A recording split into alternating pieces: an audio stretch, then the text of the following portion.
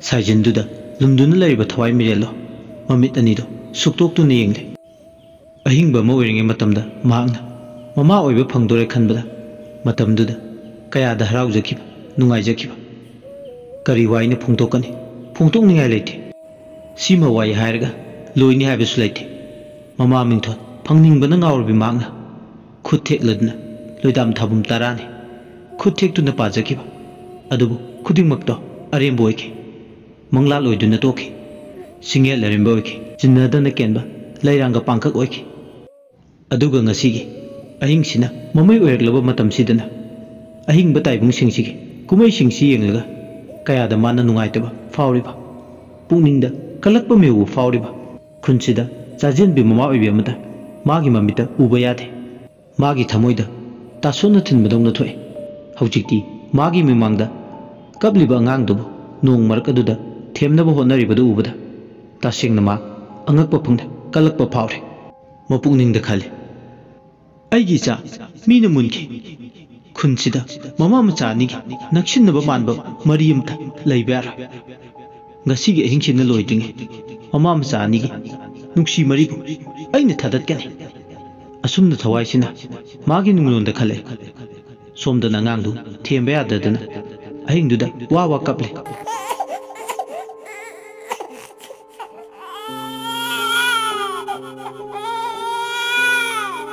mama oibidusu machaduna kapaduda tofum khangdraduna mapalda puthoklaga nong khongbagi makhol amadi nupchit aringbadu masada pholaga khar fagadra khalle asumna phada farudubini mamaduna machadu mathada phaina pamduna haujikti tholakle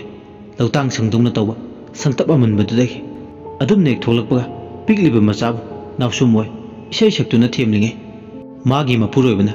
laikaiga daida nangna leibado kauruni haina chatkibado makhoigi pukri mapa awa thabi hobo pareng makhongduda nongnu pumchot chotuna lepaga leibado ure mataudu ubuda magi nupido ingang naire moi mapa kaidawrage ine amure kauruni chatkhraga nong maraksida nayu pukri gi namapa awa thabi makhongduda tumil lepaga leiriduna adubu magi nupadude duma tumin hoi mai karimta khonthok amata phau tamdana nong marak aduda lepagale magi mawong mataududa asum chingnabasu phaurai ma nayu pukri duda leirimba atai singduna hairambato makhoina leiriba mafamse laifam timpham yamna kale pukri sige awa thabi hauliba makhong sidagi hauna mamangaida layok tinokpa kaya mafam sida yaukhrabane wai singsi ningsinglubada athengba hingduda nupidu pakhatpa ma yaure masada aduna magi mapuroibadu nong chotuna leibudu uraga ningamdaba pendaba masu phaure soidana ine amure kaubu chatpada layote go pa yauramlani aduna nong maraksida aduma leptuna leiribadi soidana naba tare khale ma imungda prapap sangsillaga satil lama lakthoi pikliba machado na hong amada posillaga mapuroibana tumin nong marak aduda pukri mapalga tainana horiba awathabi makhongda lepliba mapuroibadu pusindugi tawri asumna ma nong marak aduda satin tuplag lai mana leiba pukri duga yum khangpoksang sangtap machawe kaiwena tawbaduga yam lapna busunate asumna leptana changlakpana nupido awa thabi makhongda mamai luktharaga tumil leptuna leiba mapuroibuda yenglaga haire moi pa kaidu tawrisibo ahingi nungju marakta ine amure kaurni chatkhraga tawrmiba phibam sibu lao hauchipu angang machadongna sahi ge chanadaba thabak yamna tawe laimon thongna tanjakre tawrise hauchipu wayamna ngangnaba matam dawna asi haraga mapuroibuga mukhoto pairaga yumlomda chingchilaga pusindugi tawe adubu mana mukhot paiduna mapuroibuni haiduna chingdugi hotnaribududi amadudi masi khajikta paw lengthi puba thangba ngamdaba thaudu nupakum pachi lengdana le nupiduna mapuroibudo layok tingokpa yaurba khanduna changchillaga hanjin pusinnabu hotnarame adubu khudimmakse aremba tai adubu magi nupidudi marai mara tawriboini hadamukti nupido khondo kalapna moi pa yum changnaba tawrase nongsiga angang ningai siga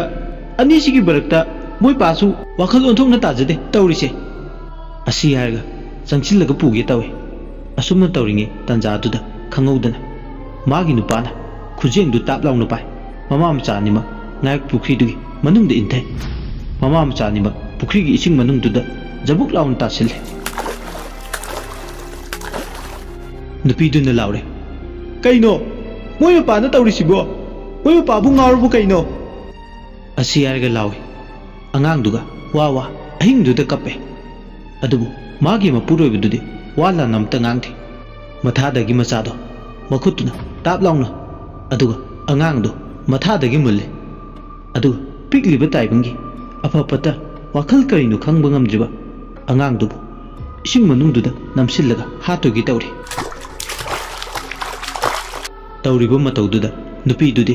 pakhatpa thakatpa amaga loinana machabu hek pokliba mapaduna hatke honarakpadudadi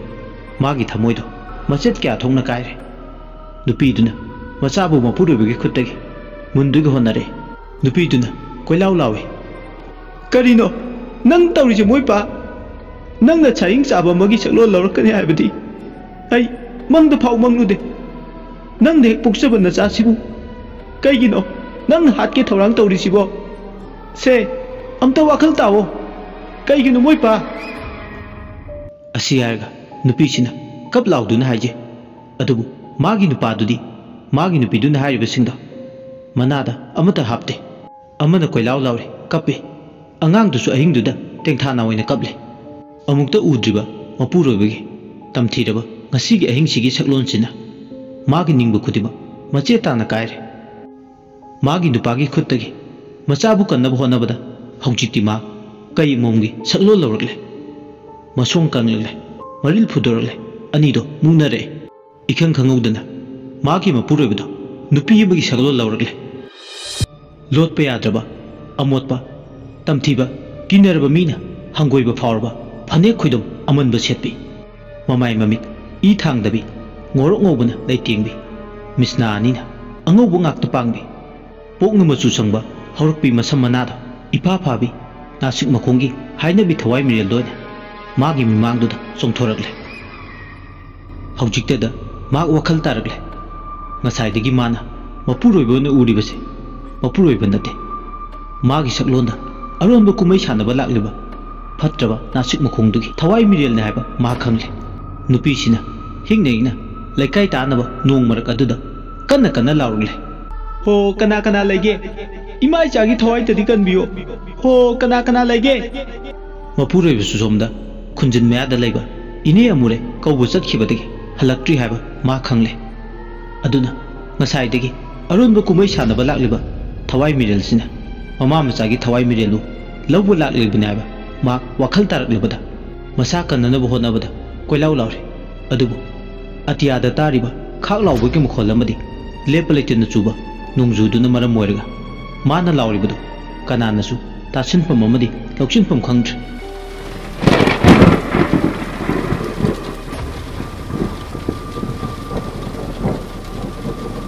ma awaba haibdu wari amu nupidugi thawai mirelduna laure ai natana khul lekai sida mama mingthol phangba atopa laiba yaroi nang mama nate mama haiba mingthol du aina nangi nafamdagi mungani kanagi ima karigi ima asi hairga hujikti fatraba nasik makhungi thawai mirelsina mama machagi thawai mireldo laurage mama machachi kaidunungda hingalaga thamba ngamloi thawai laurgata pelagani haibagui matago mama machani do lusamda paiduna pukri du ki irol nungda namsel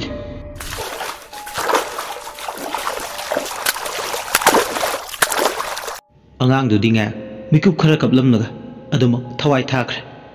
aduga angang du gi mama du su thawai duna lepalaitana akanba sapu magaloinana ising manungduda namsinbana magi saraidu khangwa ngamdreduna hujikti thawai thare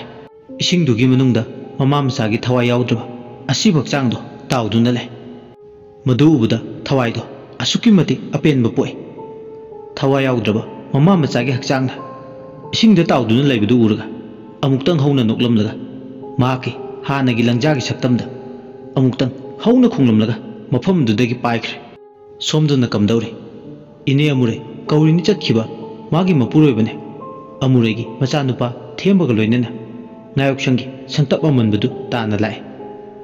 ꯃꯈꯣꯏ ꯌꯨꯝꯗꯨꯗ ꯅꯣꯡ ꯃꯔꯛ ꯑꯗꯨꯗ ꯌꯧꯔꯛꯄꯗ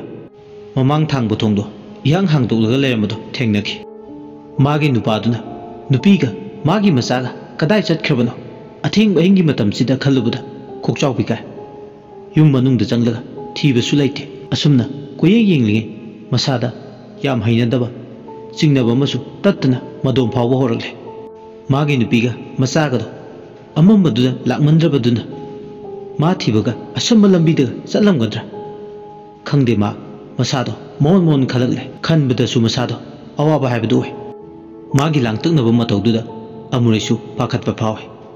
ꯑꯃꯝꯕꯗꯨꯗ ꯃꯈꯣꯏꯁꯤꯡꯗꯣ ꯃꯩ ꯂꯦꯞꯂꯤꯉꯩ ꯑꯃꯨꯔꯩꯒꯤ ꯃꯆꯥꯅꯨꯄꯥ ꯊꯦꯝꯕꯗꯨ ꯃꯈꯨꯠꯇ torch ꯂꯥꯏꯠꯇꯨ ꯄꯥꯏ ꯌꯨꯝꯗꯨꯒꯤ ꯃꯅꯤꯡ ꯃꯌꯥꯗꯒ ꯁꯥꯎꯗꯨꯅ ꯄꯩꯊꯣꯛꯇꯨꯅ ꯂꯩꯔꯝꯒꯗ꯭ꯔꯥ ꯍꯥꯏꯗꯨꯅ ꯈꯟꯕꯗꯒꯤ ꯌꯦꯡꯕ ꯊꯣꯛꯂꯛꯄꯗ ꯃꯅꯤꯡꯒꯤ ꯄꯨꯈ꯭ꯔꯤ ꯃꯌꯥꯗꯨꯗ ꯇꯣꯔꯆ ꯂꯥꯏꯠ ꯃꯉꯥꯜꯗꯨꯅ ꯀꯥꯞꯂꯨꯕ ꯃꯇꯝꯗꯗꯤ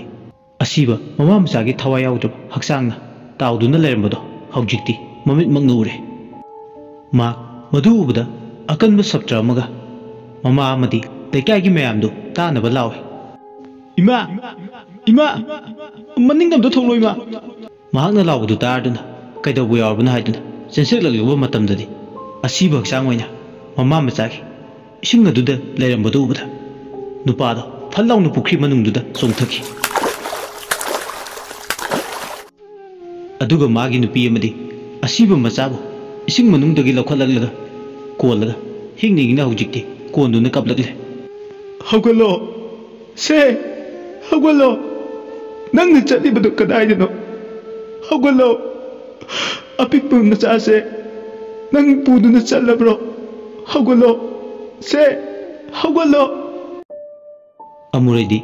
ꯃꯁꯥꯗ ꯍꯥꯟꯅꯒꯤ ꯂꯥꯏꯒ ꯁꯃꯤꯟ ꯈꯔꯒ ꯂꯩꯔꯦ ꯍꯦꯛ ꯌꯦꯡꯕꯗ ꯏꯔꯥꯏ ꯂꯥꯏꯅ ꯈꯪꯉꯤ ꯅꯥꯁꯤꯛ ꯃꯈꯣꯡꯒꯤ ꯐꯠꯇ꯭ꯔꯕ ꯅꯨꯄꯤꯗꯨꯒꯤ ꯊꯋꯥꯏ ꯃꯤꯔꯦꯜꯗꯨꯅ ꯇꯧꯔꯤꯕꯅꯤ ꯀꯔꯤꯗꯨ ꯎꯄꯥꯏ ꯂꯩ ꯃꯇꯥꯡ ꯆꯥꯅ ꯃꯃꯥ ꯃꯆꯥꯒꯤ ꯊꯋꯥꯏ ꯃꯤꯔꯦꯜꯗꯨꯁꯨ ꯀꯟꯕ ꯉꯝꯍꯧꯗ꯭ꯔꯦ ꯑꯁꯤꯕꯇꯅ ꯃꯥꯡꯖꯩ ꯍꯥꯏꯕꯗꯨꯒꯤ ꯄꯣꯂꯣꯏꯗꯨ ꯍꯧꯖꯤꯛꯇꯤ ꯑꯣꯏꯍꯧꯔꯦ ꯑꯁꯨꯝꯅ ꯑꯋꯥꯕ ꯇꯦꯡꯊꯥꯀꯣꯜ ꯃꯔꯛꯇ ꯑꯊꯦꯡꯕ ꯍꯤꯡꯗꯨ ꯂꯣꯏꯁꯤꯟꯈ꯭ꯔꯦ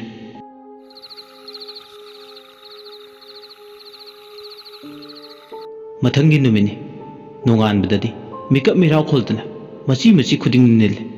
ꯃꯪꯗꯅ ꯍꯩꯇꯣꯏ ꯁꯤꯗꯨꯅ ꯂꯩꯔꯝꯕꯒꯤ ꯆꯔꯥꯡꯅꯕ ꯉꯥꯌꯣꯛ ꯄꯨꯈ꯭ꯔꯤ ꯁꯪꯕ ꯃꯇꯩ ꯃꯅꯥꯎꯒꯤ ꯑꯋꯥ ꯇꯦꯡꯊꯥꯈꯣꯜ ꯃꯥꯏꯀꯩ ꯈꯨꯗꯤꯡꯗ ꯌꯦꯡꯍꯩꯗꯕ ꯇꯥꯍꯩꯗꯕ ꯑꯀꯤꯕꯒꯤ ꯋꯥꯔꯤ ꯉꯥꯛꯇ ꯈꯨꯜ ꯂꯩꯀꯥꯏ ꯑꯗꯨꯗ ꯃꯤ ꯑꯌꯥꯝꯕ ꯍꯥꯏꯅꯩ ꯂꯣꯟꯅ ꯆꯤꯕꯣꯟ ꯀꯔꯤꯅꯣ ꯍꯟꯗꯛꯇꯤ ꯂꯥꯃꯩꯅ ꯋꯥꯏ ꯆꯥꯛꯄꯒꯨꯝ ꯂꯣꯏꯕ ꯅꯥꯏꯗꯕ ꯑꯋꯥꯕ ꯃꯄꯥꯎ ꯑꯁꯤ ꯑꯅꯥꯒꯤ ꯂꯣꯏꯕ ꯈꯝꯕ ꯅꯥꯏꯗꯦ ꯀꯔꯝꯕ ꯅꯣꯡꯗꯝ ꯃꯃꯥꯒꯤ ꯇꯝꯊꯤꯔꯕ ꯅꯣꯡꯗꯝ ꯈꯨꯜ ꯂꯩꯀꯥꯏꯁꯤꯗ ꯅꯣꯡꯃ ꯀꯥꯡꯗꯦ ꯄꯁꯣꯊꯦ ꯂꯩꯇꯕ ꯅꯣꯡꯉꯥꯟꯕꯒ ꯃꯊꯪ ꯀꯔꯤꯅꯣ ꯑꯣꯏꯔꯛꯂꯤꯁꯤꯕꯣ ꯃꯤꯅꯕꯨ ꯇꯧꯔꯤꯕ꯭ꯔꯥ ꯂꯥꯏꯅꯕꯨ ꯇꯧꯔꯤꯕ꯭ꯔꯥ ꯍꯟꯗꯛ ꯃꯇꯥꯡꯁꯦ ꯈꯔꯗꯤ ꯍꯛꯃꯜꯂꯦ ꯅꯣꯡꯃ ꯀꯥꯡꯗꯅ ꯑꯁꯨꯝꯅ ꯂꯦꯞꯇꯅ ꯇꯧꯔꯕꯗꯤ ꯈꯨꯜ ꯂꯩꯀꯥꯏꯁꯤꯗ ꯀꯅꯥꯝꯇ ꯂꯩꯕ ꯉꯝꯂꯔꯣꯏ ꯁꯣꯏꯗꯅ ꯈꯨꯟꯇꯥꯛ ꯂꯥꯟꯁꯤꯕ ꯍꯥꯏꯕꯗꯣ ꯊꯣꯛꯄ ꯇꯥꯔꯦ ꯍꯧꯖꯤꯛꯇꯤ ꯃꯌꯥꯝꯗꯣ ꯑꯋꯥ ꯏꯄꯥꯛꯇꯨꯗ ꯏꯔꯥꯛꯅꯔꯤ ꯀꯅꯥꯅ ꯍꯥꯏ ꯈꯨꯗꯤꯡꯃꯛꯁꯦ ꯃꯥꯏꯕ ꯑꯣꯏꯔꯤꯕ ꯍꯩꯇꯣꯏꯅ ꯊꯣꯛꯍꯟꯕ ꯑꯣꯏꯔꯤꯅꯤ ꯑꯁꯤꯕ ꯊꯧꯔꯝꯗ ꯑꯆꯧꯕ ꯑꯁꯣꯏꯕ ꯑꯃ ꯁꯣꯏꯗꯅ ꯂꯩꯔꯝꯒꯅꯤ ꯑꯗꯨꯅ ꯊꯧꯗꯣꯛꯁꯤꯡ ꯑꯁꯦ ꯊꯣꯛꯂꯛꯅꯕꯒꯤ ꯑꯆꯧꯕ ꯃꯔꯝ ꯑꯃ ꯁꯣꯏꯗꯅ ꯑꯣꯏꯔꯤꯅꯤ ꯑꯇꯣꯞꯄ ꯑꯃꯅ ꯑꯃꯨꯛ ꯍꯥꯏ ꯃꯥꯅ ꯑꯣꯏꯒꯅꯤ ꯃꯔꯝ ꯆꯠꯁꯤꯅꯅꯤ ꯃꯥꯅ ꯃꯤꯁꯤ ꯆꯥꯗꯅ ꯃꯪꯁꯤꯗ ꯁꯜꯂꯒ ꯇꯥꯔꯤꯁꯦ ꯃꯈꯨꯠꯇꯁꯨ ꯃꯩꯇꯥꯜ ꯃꯩꯀꯛ ꯄꯥꯏꯔꯤ ꯃꯁꯤꯅ ꯇꯥꯛꯄꯗꯤ ꯃꯪꯁꯤꯗꯁꯨ ꯍꯨꯔꯥꯟꯕ ꯆꯪꯂꯛꯂꯦ ꯃꯥꯅ ꯊꯣꯟꯕ ꯉꯥꯡꯅꯤ ꯄꯁꯣꯠꯀꯤ ꯄꯣꯠꯂꯣꯏꯕ ꯅꯨꯃꯤꯠꯇ ꯃꯥꯅ ꯑꯁꯣꯏꯕ ꯑꯔꯥꯟꯕ ꯈꯔꯗꯤ ꯁꯣꯏꯗꯅ ꯇꯧꯔꯝꯒꯅꯤ ꯅꯨꯃꯤꯠꯇꯨꯗ ꯃꯄꯨꯝ ꯊꯤꯠꯀꯩ ꯌꯨ ꯊꯛꯇꯨꯅ ꯃꯁꯥꯗꯣ ꯆꯨꯝꯅ ꯐꯥꯎ ꯂꯦꯞꯄ ꯉꯝꯗꯗꯅ ꯂꯦꯡꯉꯝ ꯁꯥꯡꯉꯝꯗꯅ ꯎꯄ꯭ꯔꯥꯡ ꯎꯞꯂꯒ ꯀꯔꯤꯒꯨꯝꯕꯗꯅ ꯁꯟ ꯁꯥꯔꯒ ꯆꯠꯈꯤꯕ ꯂꯩꯀꯥꯏꯒꯤ ꯃꯤꯁꯨ ꯎꯍꯧꯕ ꯌꯥꯎꯏ ꯍꯥꯏ ꯀꯅꯥ ꯑꯃꯅ ꯑꯃꯨꯛ ꯍꯥꯏ ꯅꯨꯃꯤꯠꯇꯨꯗ ꯄꯁꯣꯠꯀꯤ ꯍꯛꯆꯥꯡ ꯄꯣꯠꯂꯣꯏꯕꯗ ꯏꯔꯣꯏ ꯂꯣꯏꯕꯗ ꯀꯅꯥ ꯀꯣꯜꯍꯧꯏ ꯍꯩꯇꯣꯏ ꯈꯛꯇꯒꯤ ꯃꯔꯥꯜ ꯅꯠꯇꯦ ꯄꯣꯠꯂꯣꯏꯕꯗ ꯅꯨꯡꯉꯥꯏꯕ ꯐꯣꯡꯗꯣꯛꯄꯗꯧꯅ ꯃꯥꯅ ꯌꯨ ꯅꯠꯇ꯭ꯔꯒꯗꯤ ꯊꯕꯛ ꯊꯧꯔꯝ ꯑꯃꯠꯇꯗ ꯃꯄꯨꯡ ꯐꯥꯅ ꯇꯧꯕ ꯉꯝꯂꯣꯏ ꯀꯅꯥꯁꯨ ꯌꯨ ꯌꯥꯎꯗ꯭ꯔꯒꯗꯤ ꯃꯇꯦꯡ ꯄꯥꯡꯅꯤꯡꯂꯣꯏ ꯍꯥꯏꯕꯒꯤ ꯊꯥꯖꯅꯕꯤ ꯑꯃꯗꯤ ꯃꯁꯦꯟ ꯃꯔꯥꯡ ꯑꯣꯏꯔꯛꯂꯤꯕ ꯆꯠꯅꯕꯤꯁꯤꯅ ꯊꯣꯟꯕ ꯉꯥꯛꯅꯤ ꯀꯅꯥ ꯄꯣꯠꯂꯣꯏꯕ ꯌꯥꯎꯏ ꯅꯨꯃꯤꯠꯇꯨꯗ ꯀꯧꯊꯣꯛꯂꯒ ꯃꯆꯤꯟ ꯍꯪꯉꯨ hangdabasु yaroi ma khaktagi maral nate ngasi khunsida misi mina thoklibase maram mayam leiri khunduda leiba naha amana taimo chana khutta chinyang paiduna athengbada nasik makhongda yalubuduna khunsida ngasi thokliba misi mina se thokpa soidana oigani amana muhai u yalaga bu asi na thokadra paktraba wani u yaliba misa aduda thawai sina tainafam thoktro adudi marai mara tongnare magi magi oiba mone makhoi mase michang khomnaduna puthoraliba achakpa lamaigu wai wai duna mathang mathang nong makangdana asumna tawraklabadi khulle kai sigi maraiba kari oigani khallubada khunduda leba mi amba kok sare sugleb lebde loishinba naide asi punglona tantha naina ahingba marakta thilliba aduga asibu ko bolaina masida thek thek tuna jagoi sariba wari sigi taramapal suba tangkak matang asida loishinjare mayamna wari sitabiraga adongi mot adu comment da thambiram amadi channel asibu nuksibiduna like amadi subscribe tawba kawbigar loishilapda mayam ikoknona amukana khurumjare